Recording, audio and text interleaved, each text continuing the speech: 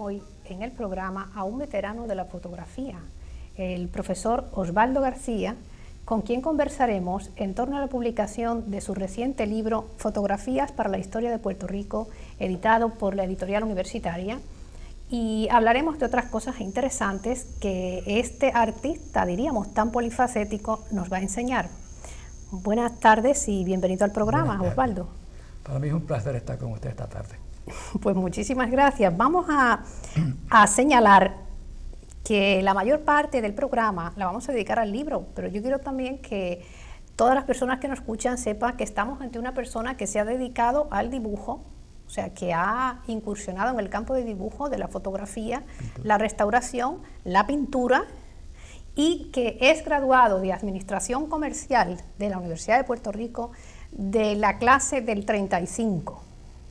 O sea, que para usted el ideal renacentista sigue todavía en pie. Como que ha llovido algo de allá para acá, ¿verdad? Ha aprovechado muy bien su tiempo, sí, porque le ha dado tiempo a todas estas cosas. Sí. Me dice que ha restaurado también santos, ¿no? O ha trabajado en He restaurado santos, los he tallado y me he divertido haciéndolo, que eso es muy importante. Y en cuanto a la caligrafía, aquí en Puerto Rico hay pocos afición o no. Recientemente, quiero decirlo, durante los últimos 5 años, ha habido como un renacimiento, gracias al esfuerzo de don Guillermo Rodríguez Benítez, desgraciadamente desaparecido hace mucho tiempo. Y gracias a él, pues él entusiasmó a muchas personas y le enseñó mucho de lo que él sabía. Guillermo Rodríguez era un calígrafo de calibre internacional, magnífica persona, y tuve el privilegio de ser su amigo y de conocerlo bien. Y él, pues, gracias a su esfuerzo, la caligrafía ha resurgido en Puerto Rico, y hoy día hay bastantes personas que se dedican a la caligrafía. ¿A la caligrafía? Sí, cómo no. Usted actualmente es profesor en la Universidad del Sagrado Corazón, ¿no? Exacto. Y profesor de fotografía. De fotografía, enseño allí historia de la fotografía y fotoperiodismo. Bueno, por lo que veo, a usted le gusta el mensaje a través de la imagen, porque sabe dibujo, caligrafía, fotografía, ha restaurado. O sea, estamos ante el concepto de imagen, de la idea a través de la imagen, ¿no? Sí, definitivamente. Aunque el viejo dicho es que una fotografía dice más que 1000 palabras, yo tomo excepción de ese dicho. Porque ¿Qué piensa usted de eso? Yo todavía digo que la palabra es el vehículo ideal para llevar un mensaje. Naturalmente, si se acompaña con una visión, pues mejor todavía.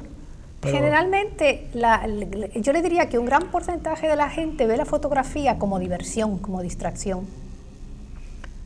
Sí, y no solamente eso, sino que no tienen un concepto verdadero de lo que es la fotografía.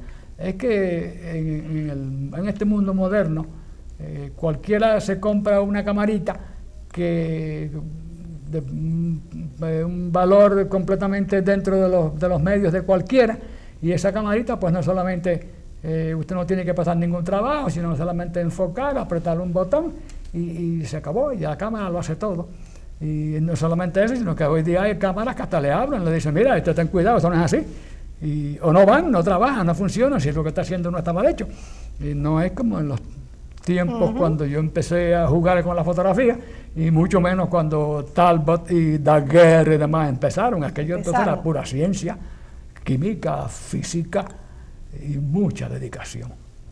Mucha dedicación. Usted me había hablado que tiene más de ¿cuántas cámaras de fotografía? Yo no sé si abochornarme o reírme, pero tengo más de 300. Es una cuestión de loco. Yo creo que para estas cosas hay que estar medio loco.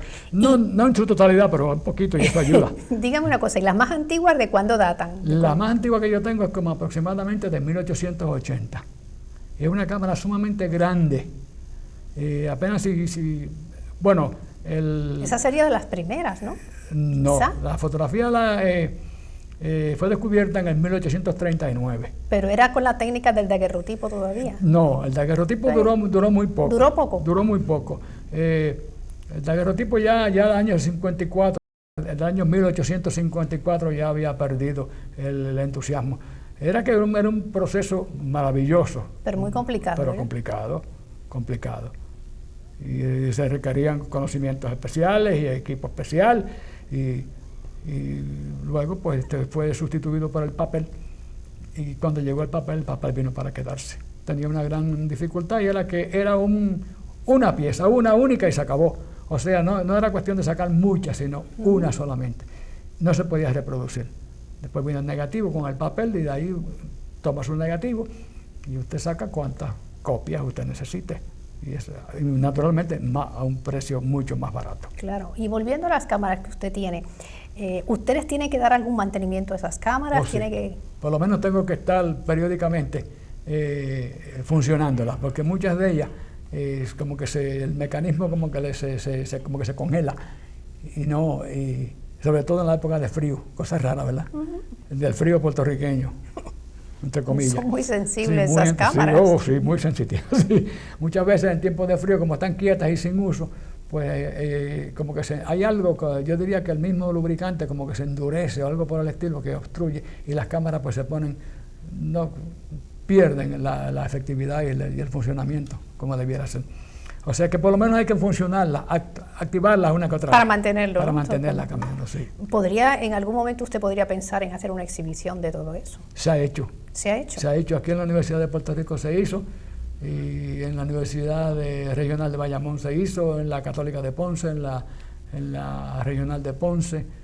Generalmente en los centros de sí, porque me imagino superior. para toda esta gente que se está formando y le interesa lo visual, los medios, eso es importante. Muy importante, porque naturalmente están acostumbrados a las cámaras modernas y nada más distante de lo que tenemos hoy día que lo que se hacía antes. Sí, porque hoy día vienen ya con todo preparado. Oh, sí, todo listo. Que mueve a los que no entendemos de eso, nos facilita la toma. Exacto. Por eso mismo es que la gente lo toma diríamos a la ligera. No se dan cuenta de que eso es primero se trata del comportamiento de la luz. Se trata también de un proceso físico y de un proceso químico para luego obtener la imagen. Bueno, yo releyendo todo lo que usted ha escrito en su libro, usted habla que ya Aristóteles y Platón hablaban del efecto de la luz. Sí, cómo no. O sea, que de alguna manera se atisbaba hacia lo que iba a ser más tarde la fotografía. La gran diferencia entre Aristóteles y Platón fue que Aristóteles decía que el ojo, ese era Platón. Platón decía que el ojo emitía ciertos rayos que eran los que cubrían la imagen, entonces regresaban y eran captados por el cerebro. Naturalmente estaba equivocado, ¿verdad? Porque el ojo no emite ningunos rayos, ninguna luz. Solamente el ojo sí capta la luz que refleja la imagen que está al frente y la graba. Y ese es el mismo proceso de la cámara, exactamente igual. Y el diafragma que abre y cierra, pues exactamente el ojo también tiene un... Exacto. Cosas raras. La otra noche en la presentación que hubo aquí en el museo, un profesor de la universidad se me quedó mirando y me dice, dígame una cosa. Medimos la velocidad de grabar de las películas por la palabra ASA o ISO, cualquiera de los dos. ASA es American Standards Association y la otra es International. Me pregunta él, ¿cuál es el ASA del ojo humano? Y yo dije, mire, esa pregunta nunca me la han hecho. Ahora sí yo sé, positivamente le puedo contestar, que el ojo humano tiene sus limitaciones. Porque usted se mete en un cuarto oscuro y usted no ve. No ve. Exacto. O sea, no hay nada que refleje, por lo tanto, usted no ve. Así que el ojo humano, igual que la película, tiene también sus limitaciones. Me estuvo curiosa la pregunta, nunca me la habían hecho. Ya, pero la ventaja de que una cámara muy sensible podría quizá ver mucho más que un ojo humano, ¿no? Posiblemente. En la oscuridad. Posiblemente, porque el ojo humano tiene la desventaja que tiene que acostumbrarse a la oscuridad para entonces. Mientras que la cámara ve o no ve al momento. Sí. Bueno, yendo a este magnífico libro que se ha presentado recientemente en la universidad y que tiene un prólogo muy excelente de la directora Marta Aponte, donde en la lectura se me quedaron esas palabras de que estas fotografías que usted había hecho, este libro, eran como los signos vitales de la historia de Puerto Rico. Yo quisiera que nos hablara un poco sobre la producción del libro. Y quizá qué pretendió usted con el libro, porque el libro es una historia, ¿sí? Y no es una distracción, es una distracción, pero es una enseñanza también. ¿Cuándo empezó usted a darle vuelta a esta producción? La verdad es que lo último fue la idea del libro. Primero me entusiasmé en coleccionar las imágenes. Empecé coleccionando tarjetas postales y las iba guardando en una caja de zapatos y las iba tirando allí según las encontraba, llegaban a mi familia, se las enviaban y yo pues las iba guardando. Un día me di cuenta que tenía más de lo que tenía un medio desorden dentro de la caja de zapatos. Entonces decidí ordenarla. Entonces yo dije, adiós, mira, valdría la pena. Descubrí que yo había iniciado una colección, continué por ahí. Continué y esa colección fue creciendo, compraba, me regalaban, me prestaban y yo las reproducía.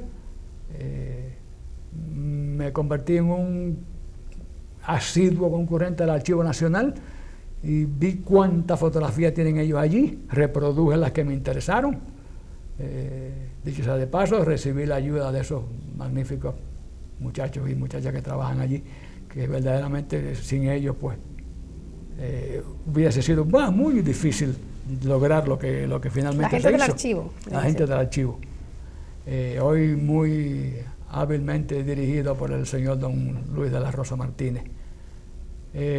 Entonces, reproducía también imágenes de periódicos, de revistas, donde quiera que veía algo puertorriqueño, yo las reproducía, las retrataba, las reproducía y iba a formar parte de la colección. La colección creció y creció y creció y hoy día debe tener 30, 40 mil, no sé cuántas piezas. Se me fueron de las manos porque ya allí hay un desorden organizado. ¿Y cómo usted seleccionó para el libro? Originalmente yo pensé... Porque del número que me dice a las que aparecen en el libro, a pesar de que el libro es riquísimo en fotografía, sí. Pero eso le daría a usted para 3 libros más. Oh, sí, cómo no, fácil. Fácil. Muy fácil. Resulta que la idea original, cuando le debo la idea a Marta Ponte Alsina.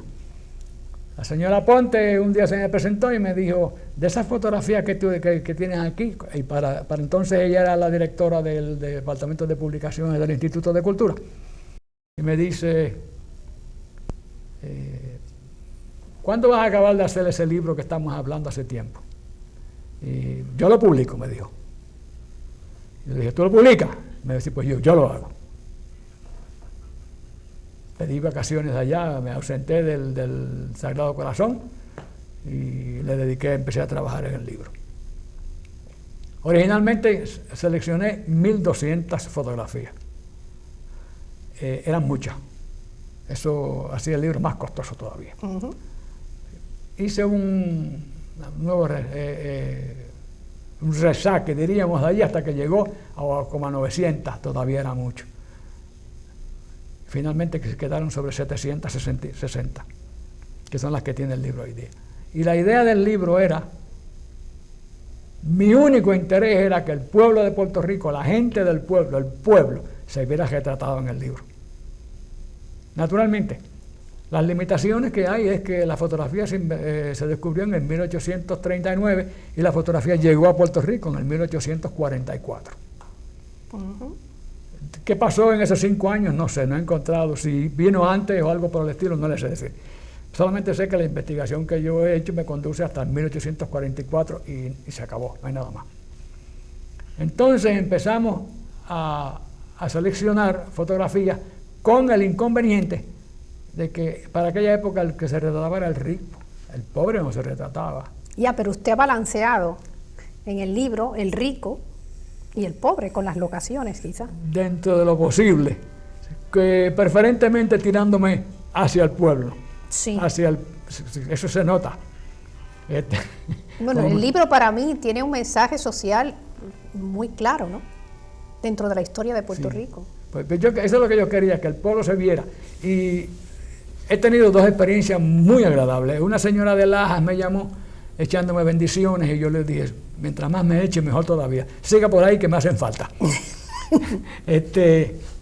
Y todo fue, yo le pregunté, ¿a qué se debe su entusiasmo sobre el libro? Y me dice que mi abuelo está ahí. Yo lo vi. ¿Y cómo yo consigo una fotografía de esa? Yo pago lo que sea, y digo, no tiene que pagar nada, yo se le solamente, ¿en qué página que está su abuelo? Pues tal, dígame cuál es el retrato, yo le saqué una reproducción y se la envié, complacida a ella, y yo vi en parte que el libro estaba llegando donde yo quería que llegara. Entonces fue confirmado con una otra señora de Country Club, aquí en Río Piedra. La señora me llamó que entre las tejedoras de sombreros, una de ellas era una tía de ella, que también quería una fotografía, pues también se la mandamos. Y me confirmó que el libro estaba llegando donde yo pensé que debiera llegar, al pueblo, y que se vieran allí retratados. Entonces, por eso es que trato de poner en el libro, mostrar al puertorriqueño en las diferentes actividades de su vida diaria, el pescador, el zapatero, el leñador, el carbonero, en fin. Bueno, tiene de todo, porque tiene también escritores, sí, por ejemplo, Clara Lea, Julio Burgos, tiene políticos, José de Diego, sí, se remonta hasta el periodo colonial. Sí. Están sí, los gobernadores españoles también. Sí, de 1844 en adelante. Y se hace un análisis muy interesante de uno de ellos sobre la cara que tiene, la barba, muy perspicaz en ese análisis. Sí, cómo eso revelaba. Sí, Marta se refiere ahí al caso del gobernador don Juan Prim, de triste recordación, ¿sabes? Exacto. Porque ese fue el de la libreta. Negrísima recordación. Sí, de triste recordación. Sí. Pero está muy bien la percepción de Marta en el rostro de él, sí, en el bigote, en las facciones, todo lo que luego podría ser, ¿verdad? Pero fíjese, él, cómo murió el caso de él. Y luego la parte trágica de su muerte en España, ¿verdad? Sí. ¿Cuántas cosas suceden en la historia así, ¿verdad? Que las venganzas, no las venganzas, sino los merecidos vienen por otro lado. A veces. Así que a veces, no siempre. A veces, no siempre, sí. No siempre, algunos se quedan sin su merecido. Algunos salen bien. No se explica, sí, pero... Exacto, sí. Y por ejemplo, en las locaciones, le fue muy difícil la selección porque hay de variedad y de distintas épocas. Sí, generalmente yo trataba también de... Que toda la isla estuviera representada. Correcto. Eso lo traté. En algunos casos pues no me fue posible porque no encontré nada que valiera la pena mencionarlo, pero trataba de que todos los pueblos de la isla estuvieran allí. Y todas las clases sociales. Y todas las épocas, porque si usted se fija, el libro está hecho en orden cronológico, ¿verdad? Y se vamos relatando, por ejemplo, de los puntos salientes son, por ejemplo, el Grito del Ares, en 1868, y por cierto, ya del 1860 en adelante, pues aparecen más fotografías. Y ya, pues todavía el pueblo no se retrataba. Cosas raras, yo nunca he conseguido una fotografía donde esté un esclavo trabajando en Puerto Rico. Las cosas feas no se retrataban, solamente se retrataban las cosas bonitas. Sí, tienes razón, eso noto también de... la clase alta, la clase aristocrática era la que se retrataba, ¿no? Sí. Socialmente me imagino que tendrá que ver con no había dinero, no tenían dinero, el pobre pues no tendría dinero para fotografiar. Ahí es que está, sí, ahí es que está el detalle. Ahora entonces, con la llegada del proceso del señor Kodak, George Eastman, que él fabrica su cámara que sale en 1888, que con el eslogan que él decía, usted aprieta el botón que nosotros hacemos lo demás, pues entonces cada cual andaba con una Kodak bajo el brazo, y cuando vino la invasión de las tropas de Estados Unidos a Puerto Rico, y después entonces empezaron a llegar los aventureros, los buscones, y ese montón de gente que traen las invasiones, los que vinieron a ver sus nuevas posesiones, cómo eran la gente, pues entonces empezaron a retratar el negrito descalzo, el negrito barrigón lleno de lombrices. Bueno, que usted tiene unas fotos ahí de los niños. Correcto, porque como eso era lo que ellos... Era la época de la bilarcia, debía de ser algo así, ¿verdad? Sí, era la época de la desnutrición, y del hambre. Y entonces ellos, eso es lo que querían ellos retratar para mostrarle a sus periódicos allá en Estados Unidos. Y por eso es que una de las fuentes muy valiosas que me resultó fue el libro ese, Our Islands and Their People, que fue publicado en Estados Unidos a raíz de la guerra hispano-cubano-americana, donde los estadounidenses querían mostrar a su pueblo la gente de sus nuevas conquistas, ¿ves? De su reciente nacido imperialismo. Que eso no ha detenido todavía, continúa, el entusiasmo por el imperialismo de parte de ellos continúa, ¿ves? Sí, o sea, lo que querían era presentar la exhibición, sí, una exhibición, todo lo que se sí, poseía. sobre todo, mientras más desnudo y más hambriento, pues mejor todavía. También vinieron muchos religiosos a salvarle el alma al puertorriqueño desde un punto de vista diferente, desde otro. Ahora que habla de religiosos, vi una fotografía del padre Rufo. Sí, cómo no. No la había visto, yo no conocía, conocía a él, pero no conocía físicamente. Este buen señor fue un gran puertorriqueño. No era puertorriqueño, era español, pero naturalmente fue un gran puertorriqueño, y él es el responsable de que hemos tenido hombres como Valdoriotti de Castro, como don Julián Blanco, y correcto, fueron las personas que mediante el esfuerzo de él y su aportación pecuniaria personal pudieron estudiar. Así que es un hombre valiosísimo para nuestra historia. Tiene también una cara muy interesante de sí, cómo no. La expresión. Le quería preguntar, Osvaldo, y recopilar todo esto, porque algunas serían suyas las fotografías, pero ¿le fue difícil que le prestaran fotografías? En algunos casos sí, en algunos casos fue difícil. En otros, pues, hubo gente que hasta me llamaba, que tenían estas fotografías que sí me interesaban. Y así que hay de todo en la vida del Señor, ¿verdad? Pero con el tiempo, porque fue un proceso largo, fueron muchos años, ¿ves? Muchos años. Y coleccionando, y guardando, y coleccionando. Y iba a los pueblos de la isla, llamaba, en fin, donde quiera que había una fotografía que me interesaba, allá yo iba. Si me la vendían, la compraba, si no me la pues una lagrimita aquí y allá, conseguí unos cuantos regalos. En fin, fue un proceso largo. O sea que este es un libro producto de años de colección, correcto, y de investigación. Y de investigación también. Usted también iría tras la fotografía que le interesaba. Correcto, porque la ciudad. Muchas veces llegaba la fotografía primero y otras veces llegaba el dato histórico primero. Así que depende, ¿verdad? Muchas de ellas, pues, eran prácticamente desconocidas, porque muchas personas, coleccionistas de fotografías que los hay en Puerto Rico, han dicho, mira, esta yo no la conocía, este detalle yo no lo conocía, y así sucesivamente, ¿ves? Oiga, y usted habló un momento de las tarjetas postales. Sí. ¿De cuándo datan las primeras? Más o menos. Puerto Rico, una de las cosas que perdimos con el cambio de soberanía fue precisamente, Puerto Rico era miembro de la Unión Postal. Y de miembros, igual que cualquier otra nación del mundo, pasamos a ser un país ocupado, y donde los que regían el destino postal en Puerto Rico eran las tropas de Estados Unidos. Así que, pero ya Puerto Rico había emitido su propia tarjeta postal. No sé exactamente cuándo vino. Ahora sí, en el libro de...